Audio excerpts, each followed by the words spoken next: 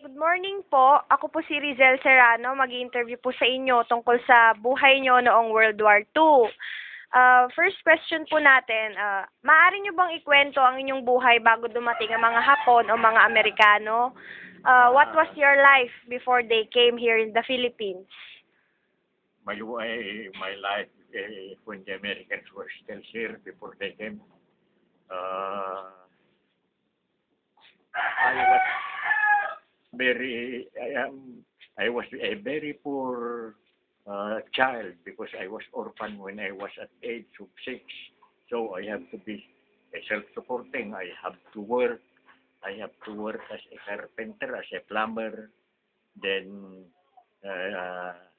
when I finished my education in the elementary grades as a grade 7 graduate, I went up to Baguio to work as a carpenter, as a plumber, and other work that I could find in Baguio.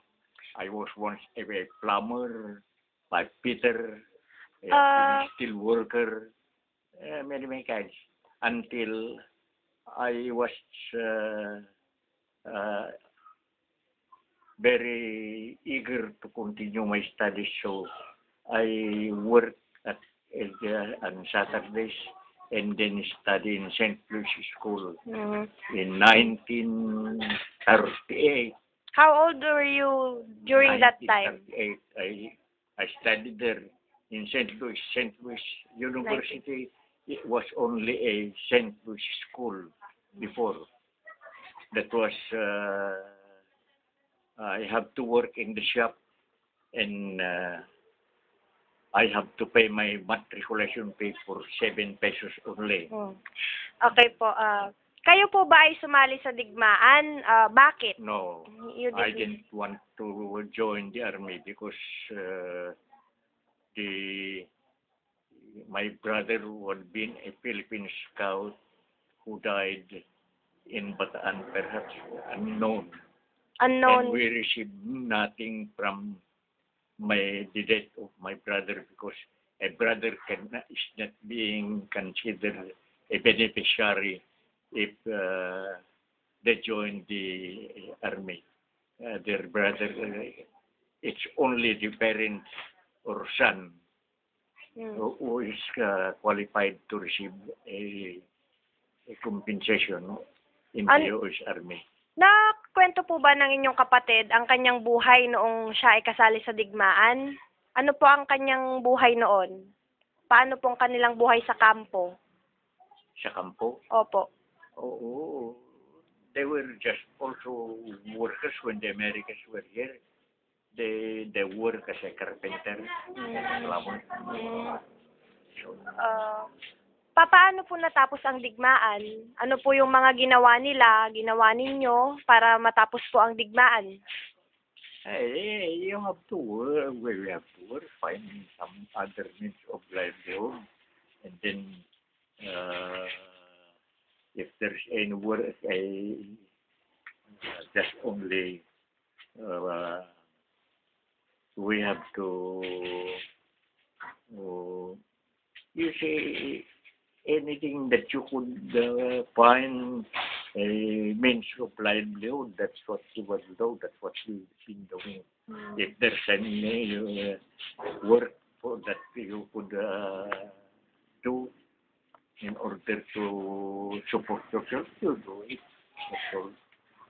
So, hindi po kayo kasali sa mga lumaban against the Americans and the Japanese. So, maaari ko po bang tanungin kung ano ang sa tingin niyo ang dahilan kung bakit sumiklab po ang digmaan dito sa Pilipinas?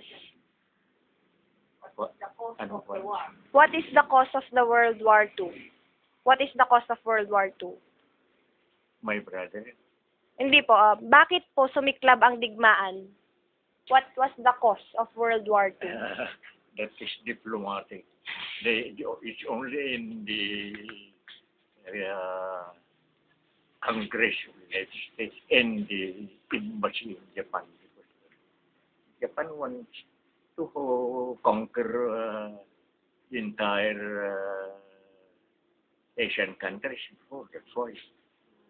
See, the war is a cause of supremacy. The Japanese want to occupy the whole of Asia and Germany. Because Japan and Germany are allied, they were in the Axis, and then the Democrats, which is England, the Great Britain, the British Empire, and the United States, France, those are the members of the Allied forces. Ano naman po ang mga hakbang na ginawa ninyo para makaiwas sa mga pagdating ng Amerikano, ay mga Hapon? Ano po yung mga strategies ninyo? You have to hide. Magtago ka sa bundok, magtago ka sa kwan. We have to hide. Self-preservation. Kung hindi po nakatakas ang mga kalalakihan nung panahon ng Hapon, ano po ang mga pinapagawa sa kanila? They have to be imprisoned and they have to work. Sometimes they're being executed. One time I was being caught by the Japanese because I was being accused as a propagandist because of a letter which I wrote to my brother in Pangasinan. It was censored and I was being accused as a propagandist, and so I was being confined in the they called the place where they have to imprison the Japanese propagandists. I was accused as propagandist. I told them the truth that I wrote only my brother about our condition here in living. So the Japanese Kenpitai in San Fernando, because I was confined. We were confined in San Fernando, the monkey house. We were 10 in that consent monkey house. If they will bring you out and bring you to, the Japanese would bring you to Puro, you get your spade. They will bring you, give you shovel, and then you have to dig a pit in Puro. And when it's already dead, they will shoot you and bury you dead. We were only 6. We were only 4 who were left when they let me go. They said, noble, go. No. You come back, report here, report here. Tomorrow. Basta you don't remember the number of tomorrow that he told you. You will be sure that you will be hung if they could cut you. So I went to Pangasinan. I evacuated there. I had to walk from the different places in Mindanao until I reached Natividad, Pangasinan, where I had to stay. So, until, sir, the Japanese Lolo, were driven out of the Philippines. So, Sir Lolo, life was hard during the war. Paano po kayo kumakain? Ano po yung mga sources ng food? You have to eat anything that you could secure. Rice, sometimes cassava, and sometimes root crops that you could find in the forest. You see, it's very hard before. Harvest is very hard to harvest rice. Ano naman po ang kalagayan ng mga buntis, ng mga bata? They have to preserve themselves. They have to hide it. They have to find a means of by which they could live. If you were caught running, would they directly kill you? They will surely kill you if they, the Japanese, basta kursunada na ka ng kwan, hapon nga patayan na ka. Ano naman po ang inyong mga naramdaman pagkatapos po ng digmaan at bumalik po sa maaliwalas na buhay ang Wala Pilipinas? na. I have to secure also work in order to find a living enough to continue my studies. So I have to find a means.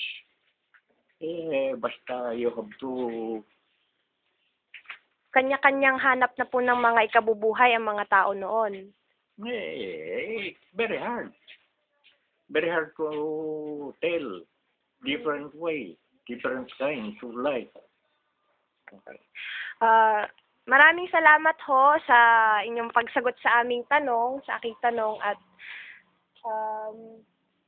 may mga gusto ho ba kayong banggitin na hindi po namin natanong? May mga gusto pa po ba kayong idagdag sa impormasyon na binigay ninyo? Get up. Right now, I'm already very old. I'm just waiting for my date when God will call me. The day of reckoning is very near. My life is just like a yellow leaf. You don't know when it falls to the ground. I'm already 89.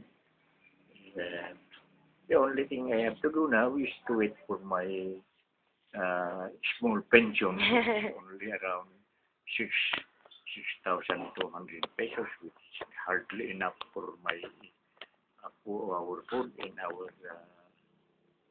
my medicine. So I have to wait until I die. So thank you po for that those information at God bless.